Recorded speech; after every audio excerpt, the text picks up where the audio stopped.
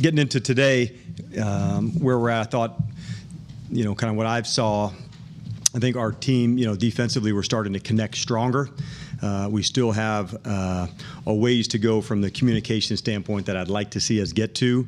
There's definitely still some on-the-job training, but we will get there. But I think we did take a step, into that space to keep going. But here's what I know: we can play faster in terms of what your key is, how you can go. We're still giving up too many big plays, for our liking. So those are the things. There's a lot to do, but that's kind of also the fun part of this, is to see guys grow and see where we're going. I was proud of some of the guys who went into new roles at defensive tackle, defensive end, at linebacker, at safety. And so there's a good thing when you have prove-it moments, as a player, and you get to step into a role and show that not only are you ready to do it, but you can thrive at it. I think that's a big deal. And I thought the coaches did a good job of making sure, and I've always felt this way for players, that this is not talking about what he can't do, but what he can do, and finding roles for people that have unique stuff. And so that's what's fun about this defense as we're growing, of finding guys and putting them in different spots. You saw it was Mike. I was certainly proud of him over the last couple of weeks of playing a leading role at defensive end. But I saw it with J.K. I saw it. Justin Hamilton got going on. Chauncey got going yesterday with Kiki and Bradley being out. Those were big steps, for guys to take and say, man, I've been putting in the work too. And from a teammate standpoint, you get a lot of street cred that way. So I was pleased with where we're at. We're starting to connect, stronger. We just got to stay relentless in how we're going to approach things on a day in and day out basis. But we're getting there. We still got a long way to go, but that'll be the fun part, in my opinion. You're leading the league in turnovers at this early stage of the season. You just talk about that a little bit, and have you found that those normally come in bunches, or do you really accept that? No, I don't really accept it. It's a good thing to say when you don't have any, and you say, they're coming, just hang in there, And so for me right now, I say, no, pedal downhill right now, go get more, because there was absolutely chances for us to have the ball more yesterday. But I think this is an example of, trust in your training. These guys, the assistant coaches and the players, put in a tremendous amount of work through Mike. You see pre-practice jugs machine, post-practice jugs machine, ball drills, fundamental work. So I think this is a byproduct of really trust in your training. You don't get them all the time, but you want to put yourself in position to have a mindset to do it. And at practice, you got to go take your chances to say, is this a play I can go make and be in the right, technique to do that? So there's a little testing that you have to go through out of practice. You talked about, how you've had to mix and match and use different guys because the guys are guys. Does it excite you to know that you're playing this well and you've done this clearly, you can't get better, but you still got Neville on the come, and you still got DeMarcus Lawrence on the come, and you still got Dorrance coming back? Yeah, so that's what excites me, because there are guys, we know we're going to get back. We haven't, in the regular season, there hasn't been Nev, there hasn't been, Kelvin to get going, and Tristan, is going to be there eventually too. So having that kind of competition, eventually, I don't know when those days are, and it's not like everybody's going to be, like magic wand, you're back. So when those moments happen, I think it just continues to, to feed into the defense and what we want to be about. How have you seen Osa grow from when you first saw him in Oxnard to where you are right now? You know what? I've always known that Os coming in, he's a very deliberate practicer. Like when he wants to work something, you see him work it. He does it in pre-practice. You see him talking to himself to say, this is what I want to do. And that type of deliberate practice, I see it paying off onto the field. And I would say he probably played his best game, last night. But I also would say it was his best week of practice.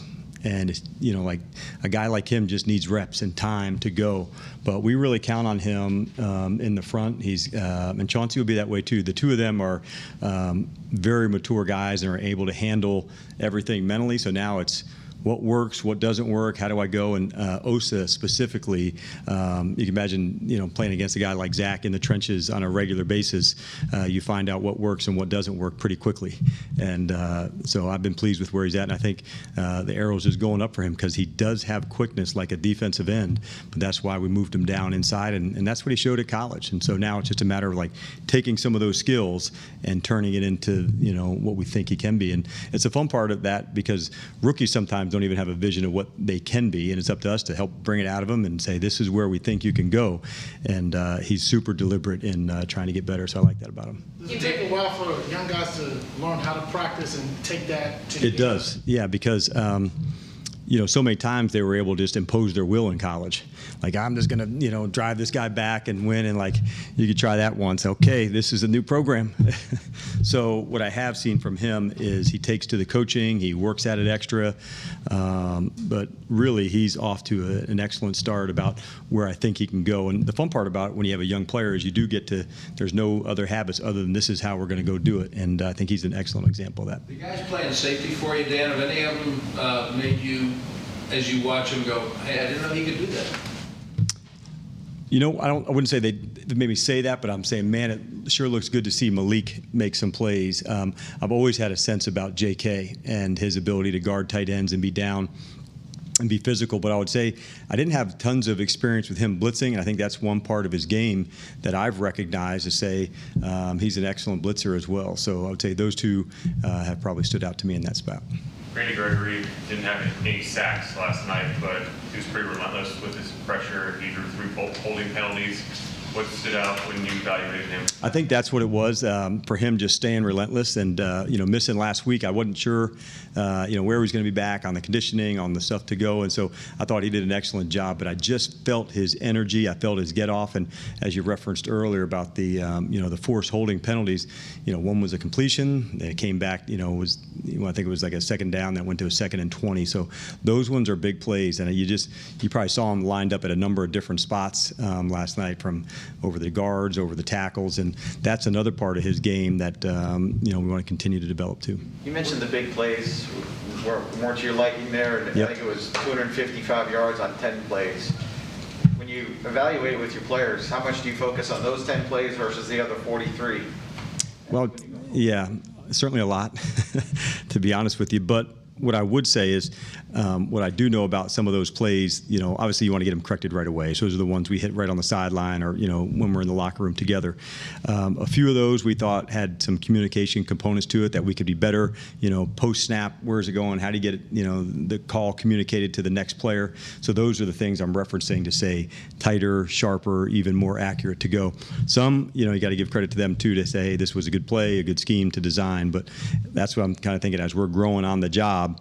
Some of those ones you have to live and go through, and we keep, obviously a long log of those to make sure that those mistakes aren't, happening a second time. What does that say about a guy like Trayvon, that he was pretty close to that first 38-yard completion, then he comes back, he's got the pick 6, he's got 3 pass deflections. What does it say about, and how have you seen him grow into that player?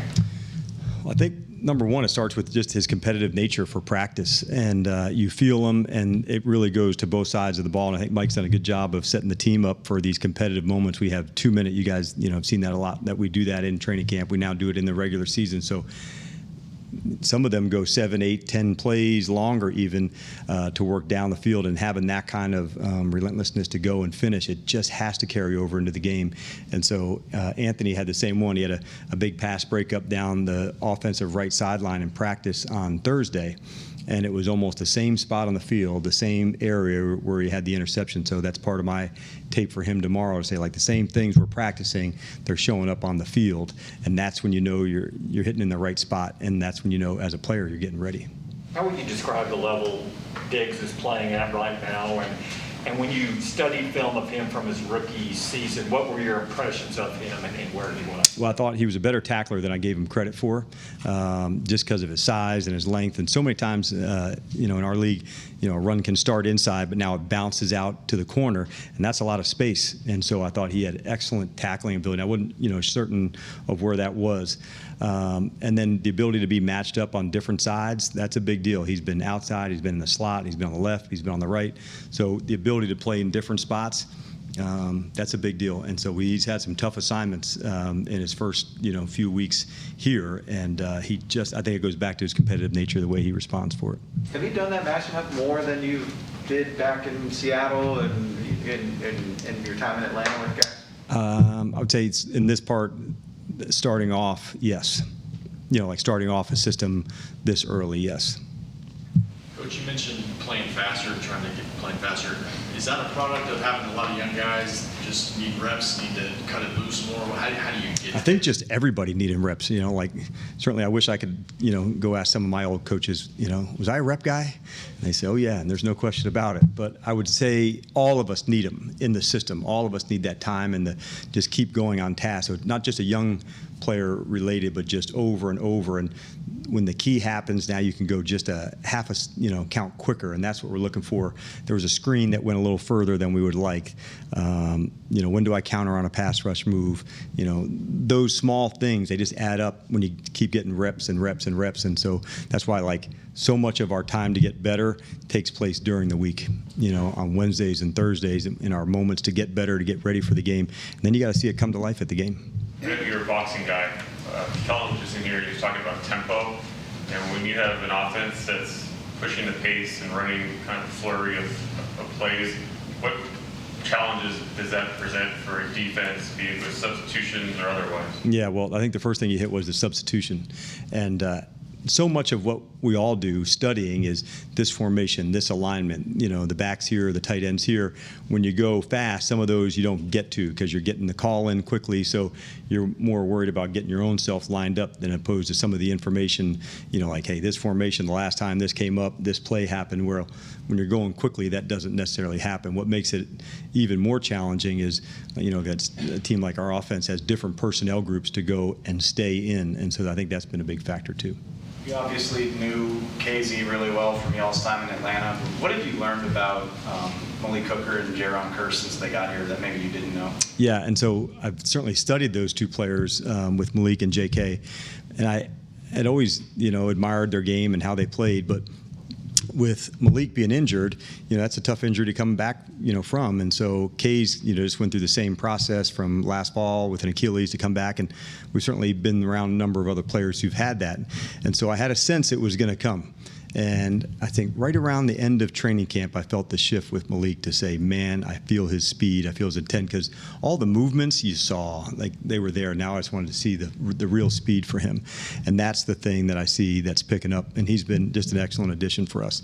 JK, I would say, I didn't know he was as versatile as he is. We've played him at nickel, we've played him at safety. He plays down near the box. So some guys can handle more, and you have to give them a little bit more. Yep, I got that, a little bit more. And the thing about JK, he's answered when we've given him more. And so you don't want to necessarily throw everything onto somebody at one time, but when a player shows they're capable for more than one job and he has a unique skill set, then he's going to take advantage of that. How is Sam Darnold's threat similar and different in Carolina as it was with the Jets? Did you go back to that 2019 game, Cowboys-Jets, to look at them? I haven't yet.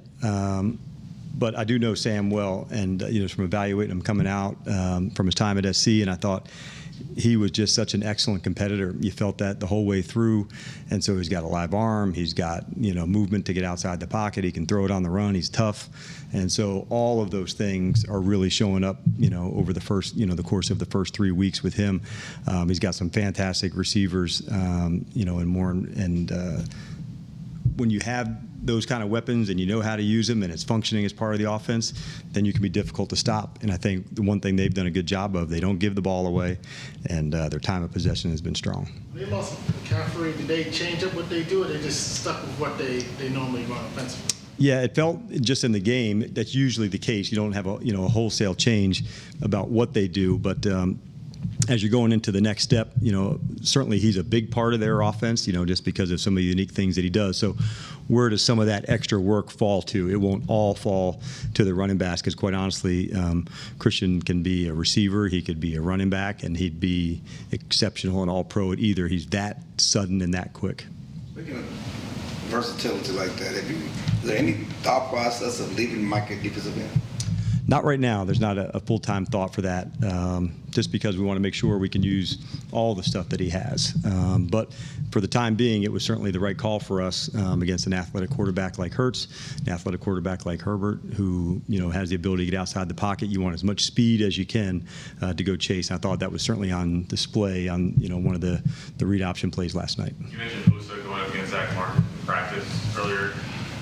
You, in training camp, you guys went out of your way to give Micah reps against guys like Tyron. Yep. And then Trayvon has his receiving core to go up against. How much, when it comes to the development of the youth on this defense, has been catalyzed to some degree with the competition level that they face in practice against this offense? Yeah, and I think there's probably some confidence to go, when you gain, that rep and that experience for the rookie player, because these are two of the very best, in our league of their skill and how they go. And just seeing like guys like Tyron and Zach and their work ethic, the way they go after it, I think that's like so valuable for a guy like Osa to say, man, I can really take this thing further.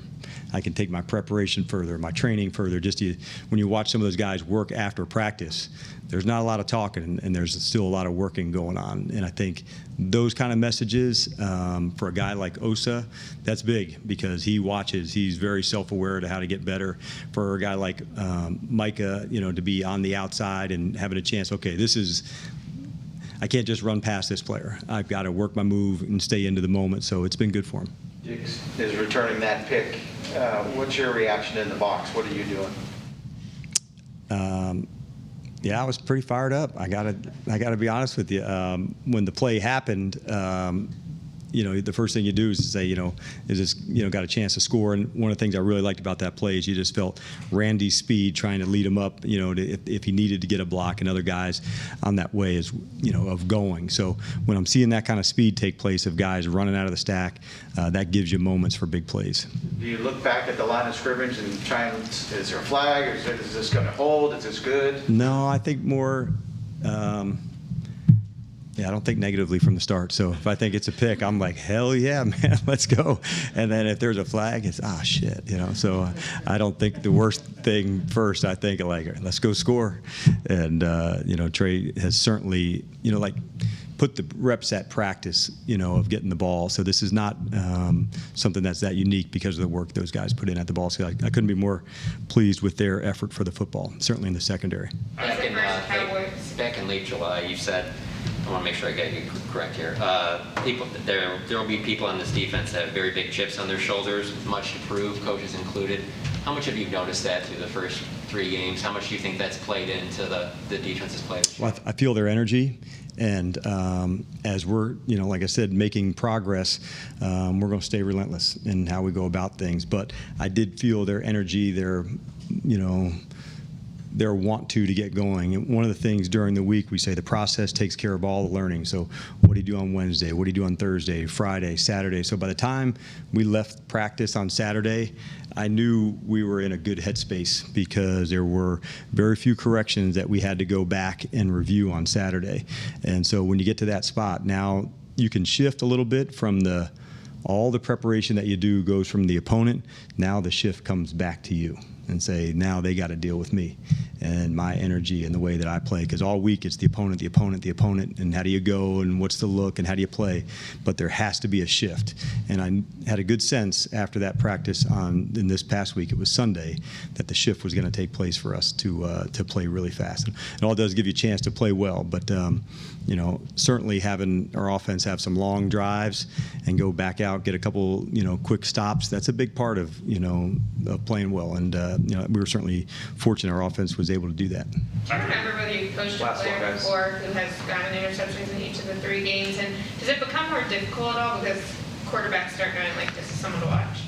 That's a good question. I'll have to look. It would certainly seem like Sherm would have been one that would have been up for that award of 3 in a row. And I don't know if it necessarily, like each game's unique, and sometimes, as the season comes on and you get more and more, do you not try this guy? But quite often zones, you got to throw to, where you think the read takes you. And so it's not like you can run a route and say, well, that's he's open, but I'm not going to throw it. So I wouldn't say it necessarily cuts you off, but I would say there's an awareness, for a guy, like you may not try a double move on someone because like he has picked that play before. So there may be less attempts, if that makes sense, but not, hey, I'm not going to throw it over there. All right, you guys have a good one.